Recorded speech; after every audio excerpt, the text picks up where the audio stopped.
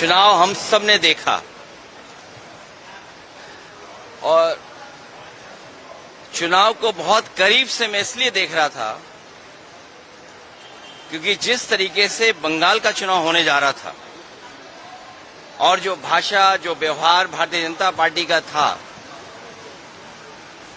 और पूर्व में भारतीय जनता पार्टी ने जो जो बंगाल में किया है, उत्तर प्रदेश में उससे कम किया उन्होंने, लेकिन ट्रायल वहीं पर किया।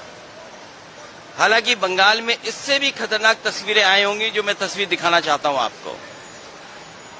ये तस्वीर वो है जब उत्तर प्रदेश में बाई इलेक्शन हुआ था। फोर्सेस को लगा करके लोगों को वोट रोका गया, वोट नहीं डालने दिया और चिन्हित कर करके कि कौन सा वोटर समाजवादी पार्टी का है उसको वोट डालने नहीं दिया जाएगा। और बंगाल में जो हुआ है, डेमोक्रेसी को डिस्ट्रॉय करने का रास्ता निकाला है। इतना लोकतंत्र को, डेमोक्रेसी को डैमेज किसी ने नहीं पहुंचाया होगा जितना भारतीय जनता पार्टी ने पहुंचाया है। भारतीय जनता पार्टी की आंखों में दीदी खटकती हैं। भारतीय जनता पार्टी की आंखों में दीदी खटकती हैं इसलिए क्योंकि वो आधी आबादी का प्रतिनिधित्व करती हैं। भारतीय जनता पार्टी सामंती सोच की है। इनके संगी साथी पुरुषवादी लोग हैं। ये कभी भी नारी को और महिला को बढ़ते हुए नहीं देख सकते और ये हम लोगों ने पूर्व में भी देखा है। याद कीजिए, राजस्थान में एक पूर्व मुख्यमंत्री को इन्होंने मुख्यमंत्री नहीं बनने दिया और दिल्ली में भी अगर कोई मुख्यमंत्री बना है तो वो आधी अधूरी मुख्यमंत्री हैं। यहां पर मतदान हुआ जरूर है, लेकिन लोगों ने अपनी इच्छा से कम दबाव में ज्यादा मतदान किया है। इतनी नफरत भरी नकारात्मक राजनीति, जहर घुली हुई राजनीति भारतीय जनता पार्टी बंगाल में करेगी, ये कभी किसी ने सोचा नहीं था। जितने भी इनके स्टेटमेंट्स हैं, जितने भी इनकी लीडरशिप है, आप देख लीजिए क्या। और ये तो एक तस्वीर दिखाई थी मैंने आपको।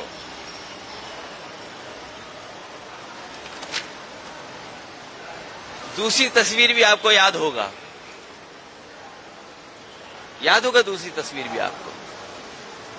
ये मल्टी लेयर इलेक्शन माफिया की तरह काम हुआ है, जिसमें जितनी भी संस्थाएं थीं, जिनका काम यह है कि निष्पक्ष चुनाव हो, उन तमाम संस्थाओं ने अपना क्रेडिबिलिटी खो दी।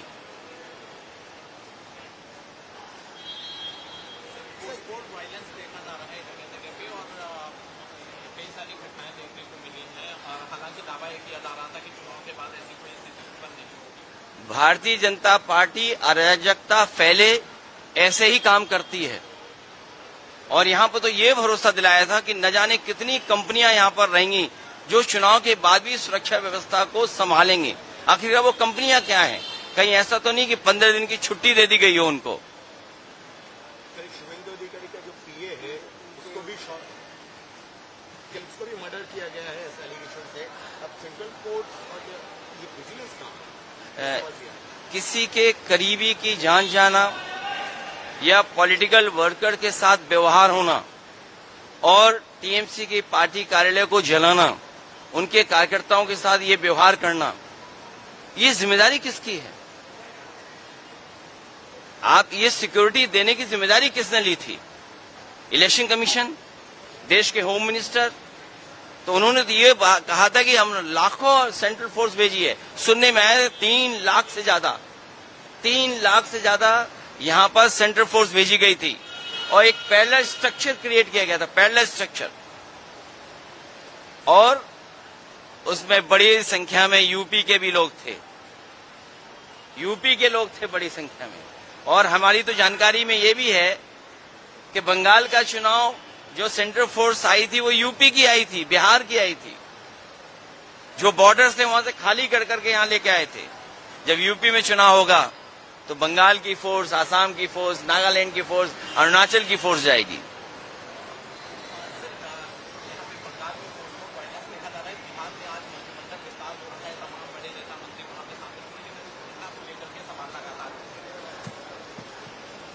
कौन जिम्मेदार इसके लिए? नकारात्मक राजनीति कौन करता है? हत्या करके राजनीति कौन करता है? और बीजेपी पे सवाल बहुत हैं। आज जब हम और आप बात कर रहे हैं, नोएडा में ही एक की जान चली गई। नोएडा में एक भाई अपना पूछ रहा है कि आखिरकार जान कैसे गई उसकी। सोचिए, भाई की जान ले ली गई। कौन है जिम्मेदार उसके लिए?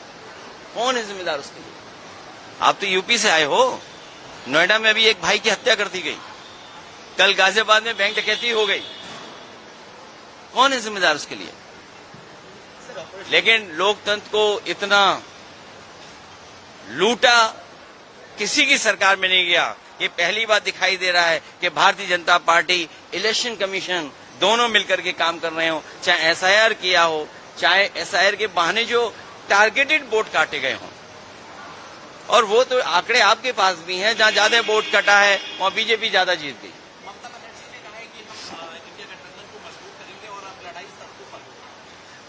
इसीलिए मैं दीदी से मिलने आया हूं।